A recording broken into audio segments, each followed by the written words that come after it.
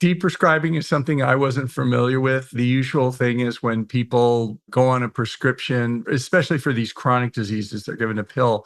The expectation is that you go on it for life. And these lifestyle changes can actually change the need for prescription medicines to the point that in some cases, like in my case, I was able to go off them. If you want to live like you matter, ditch the pills, look great, and feel freaking amazing, you're in the right place. I'm Dr. Wendy Trudeau. And I'm Dr. Ed Levitan. Welcome to the Feel Freaking Amazing podcast, where we empower you to live a vibrant and healthy life by optimizing your structural, chemical, emotional, social, and spiritual lives. Hold on to your hats.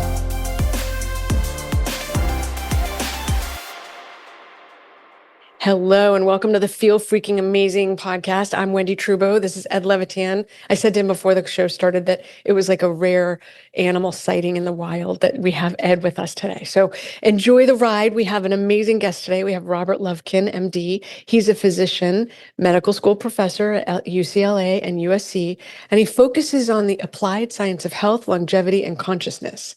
He's the author of over 200 peer-reviewed scientific papers and 14 books that are available in 6 languages.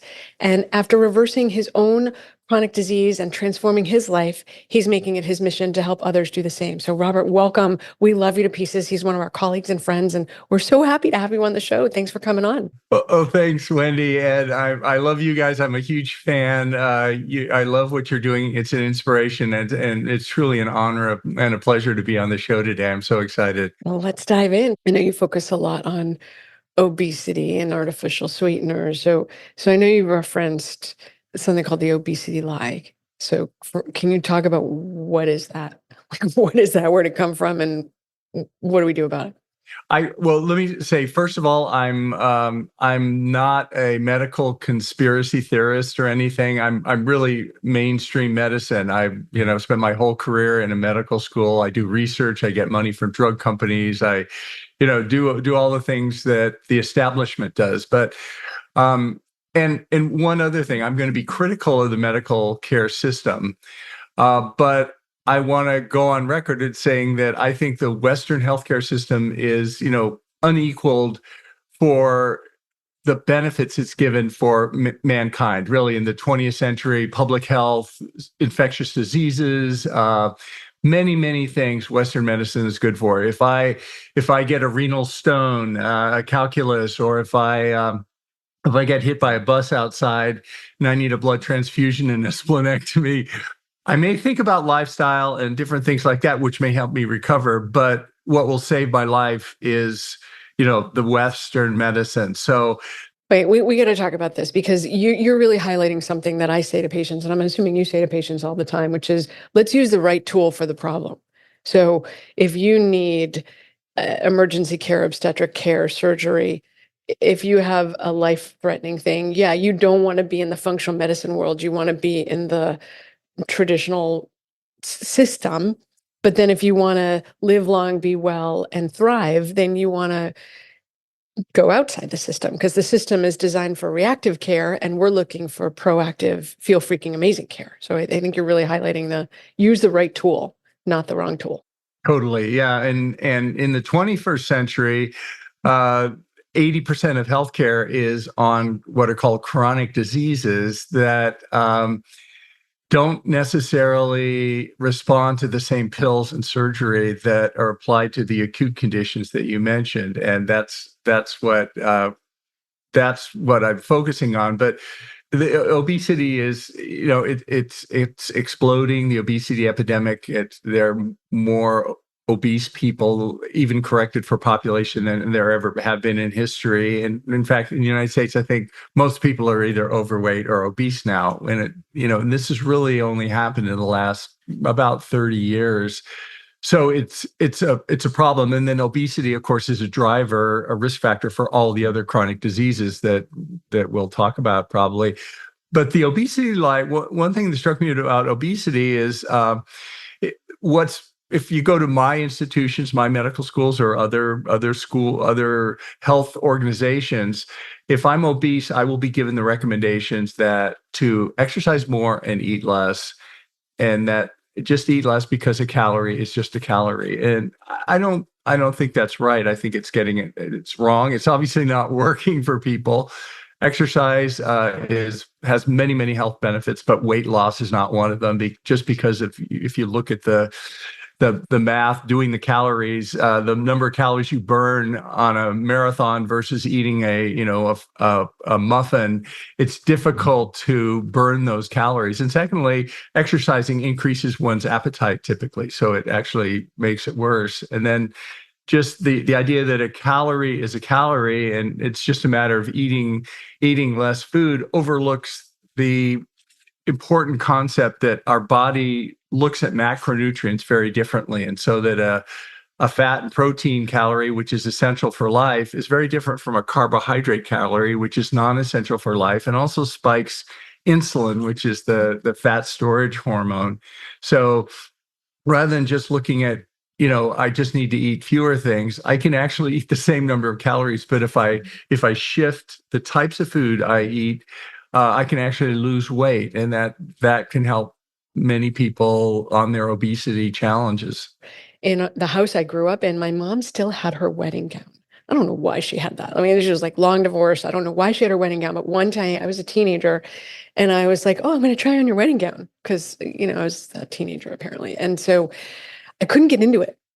It was too small. And I was a little bit bigger than I am now. I was sort of not round, but I was healthy, shall we say. And I couldn't fit into her wedding dress. And so we started to talk about how people are actually bigger now than they were, even, when she got married 50 years ago, 55 years ago.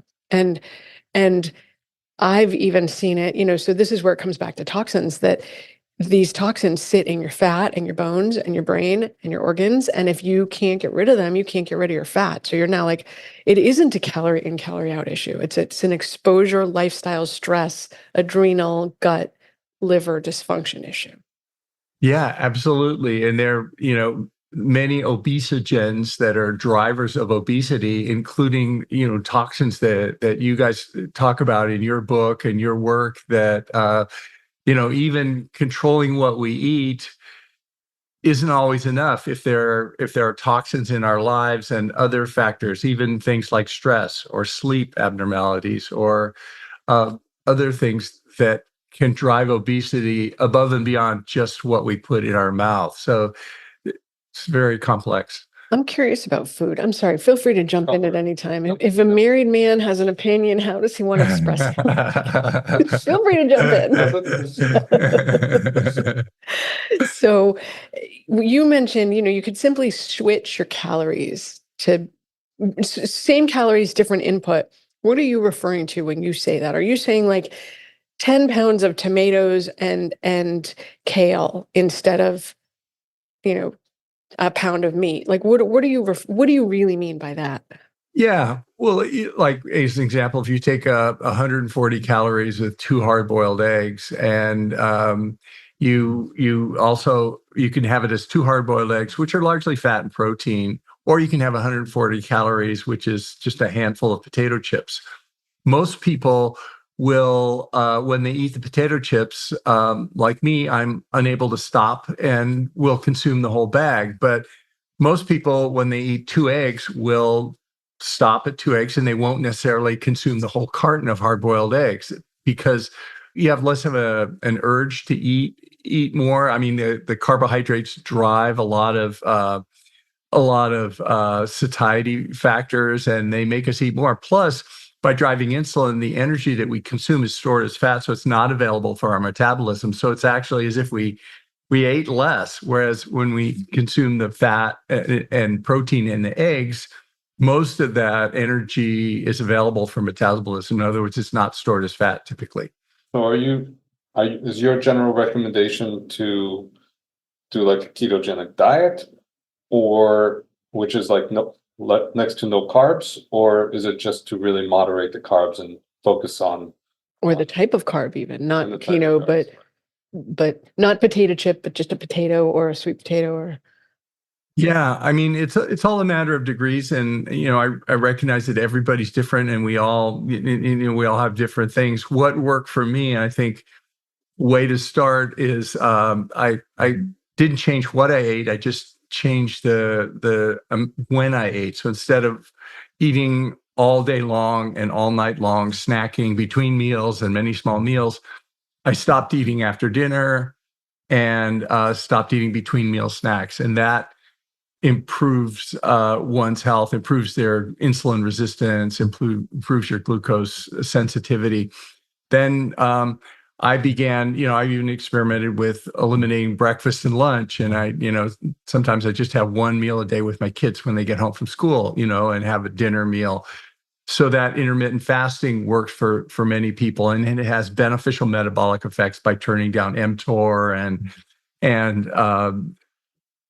turning on autophagy as well.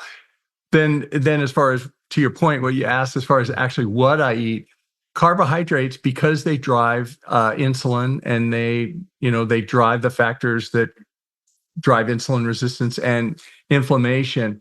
For me, I cut out carbs, at least refined carbohydrates, which is sugars and starches. And for me, that works well. I feel great when I do it. My mind is much clearer. I don't have brain fog, and my hemoglobin A1C markers dropped, which was one of the conditions that I had, was pre-diabetes with a high A1C. So avoiding carbs helped reverse that. And then I avoid other types of food. Two other things I avoid are industrial seed oils, which are processed oils that have pro-inflammatory effect, and they're somewhat controversial because the American Heart Association was funded by the Procter and Gamble that when they started Crisco, and they still recommend seed oils and canola oil on their website as a heart healthy option. But I disagree with that, and avoid seed oils in my diet. And then the last thing I do is, and this was a challenge, but I avoid grains also. I love baked goods, but for me, the evidence is pretty strong. I don't have gluten. I don't have a gluten allergy. I don't have celiac disease, but many experts, and there's evidence showing that a large percentage of people have allergies, low-grade allergies to proteins in grains, and that can drive inflammation. And along with the weed killer glyphosate that's in there. He said the magic word so far in this talk. I got to jump on that. Yes, yeah. Well, you got to hit some toxins here. Yeah, for that reason, I avoid grains too. We sat in a lecture. We saw Fasano and Perlmutter in a lecture. This has to be 15 years ago, because I was in some various stage of pregnant or nursing. I remember that. That was long. I was pregnant and nursing for 12 years. So just pick a time. So basically, I remember, so it was just hysterical because Perlmutter's a neurologist and Fasano is a gastroenterologist. And Fasano was talking all about brain health and Perlmutter was talking all about gut health. So it was just sort of this ironic crossover. But I remember one of them talking very clearly about that when you eat gluten, whether or not you have gluten sensitivity, when you eat gluten, if you don't have the genes, you open up your tight junctions in the gut for 15 minutes. Every time you eat gluten. And if you have a gluten sensitivity, meaning you have one of the genes for promoting celiac, DQ2 or DQ8, when you eat gluten, you open up your tight junctions for 4 hours. So you're right? Like even without, and 40% of the population has one or two of the genes.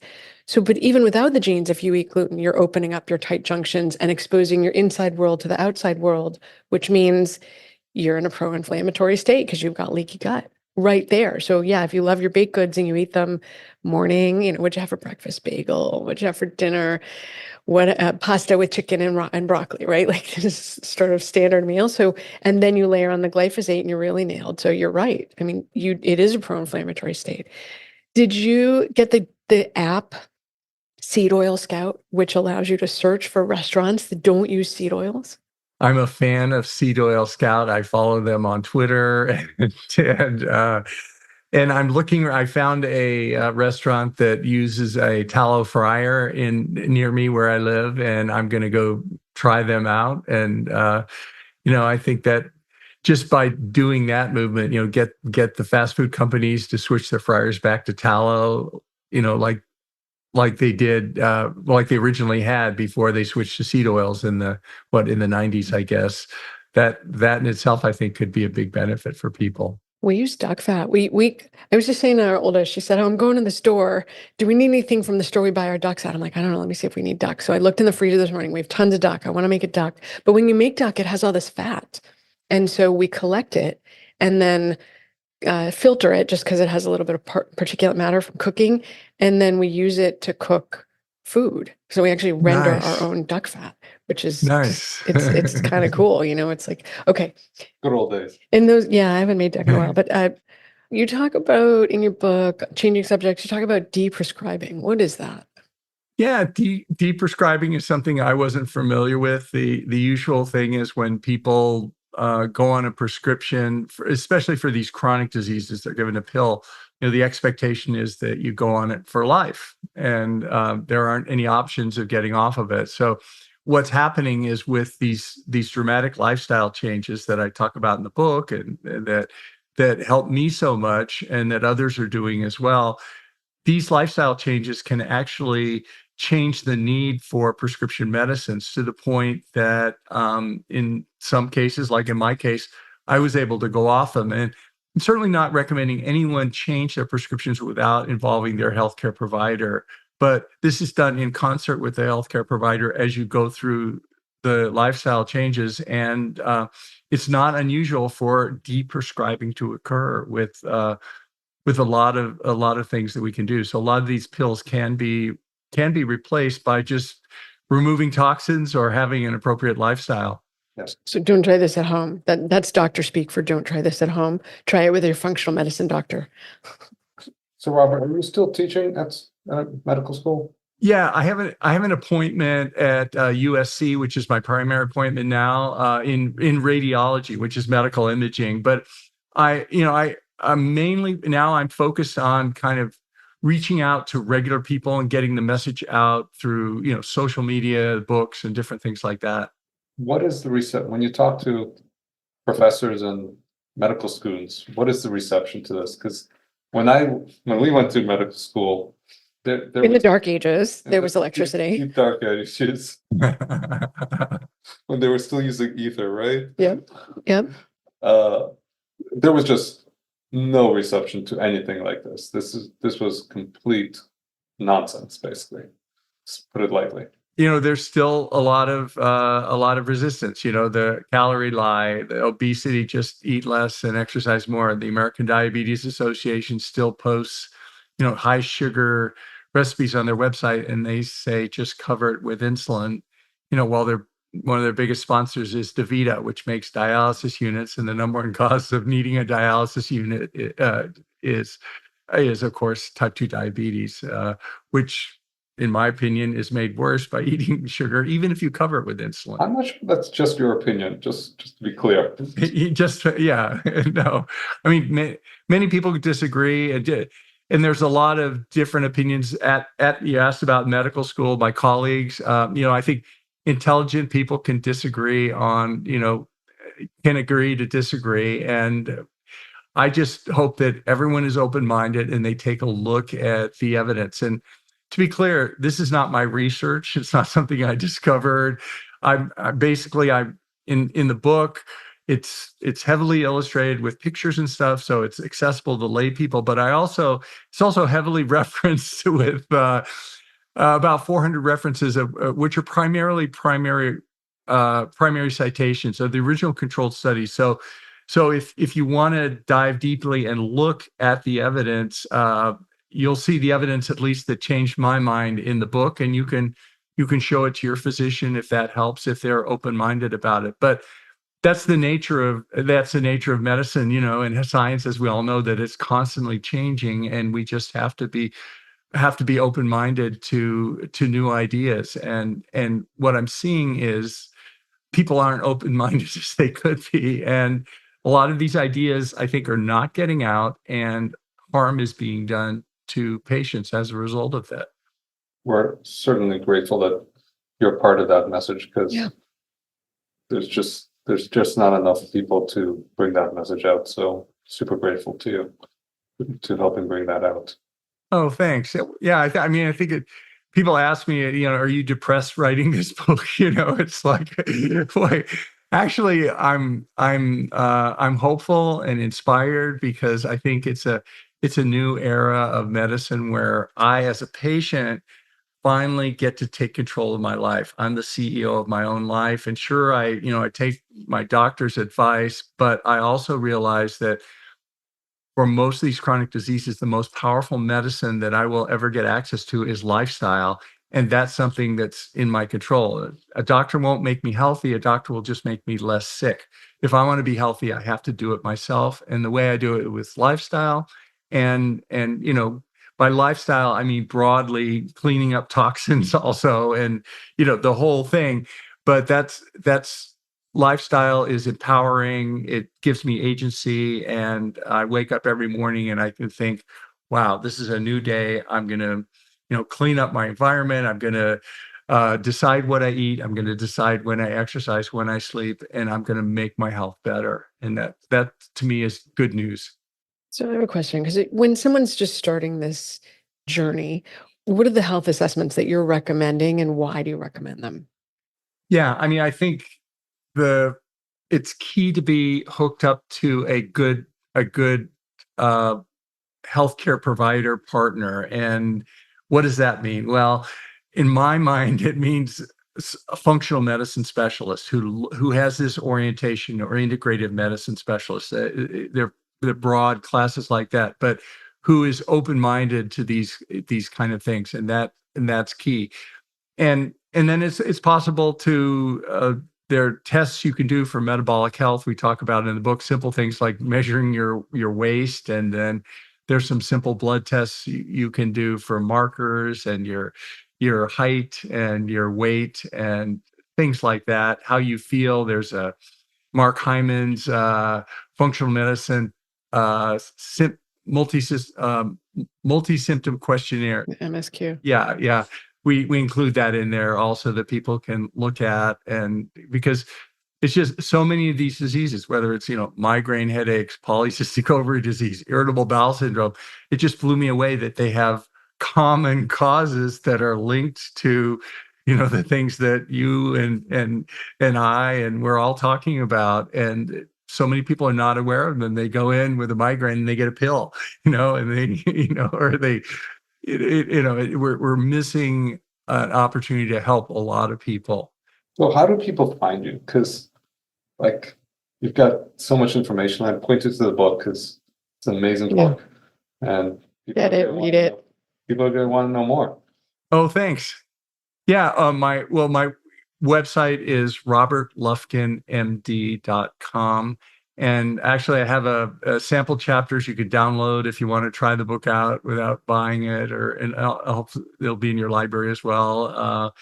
And I'm active on social media, and those links are on my website as well also. And I have a podcast that going to get you guys on soon. Awesome. We'll put those links in the show notes for the people who are listening so they can click into it. Okay. So Robert, thank you for being here. This is awesome. I would encourage everyone to get the book, read the book, go to your site, Robert Lufkin, MD, get the chapter, follow you on all the socials, and subscribe to your podcast. What's the name of your podcast? It's called Health Longevity Secrets. Awesome. All right. Well, you've heard it from Robert Lufkin, MD. Thank you for joining us on this episode of the Feel Freaking Amazing podcast. And to the listeners, we hope this was inspiring, educational, and empowering for you. So thanks for joining us. Have an amazing time. And Robert, thanks for being here. Thanks, Ed. Thanks, Wendy. It's been a real pleasure. Don't go it alone. It's not a social journey until others join. Share this with your friends.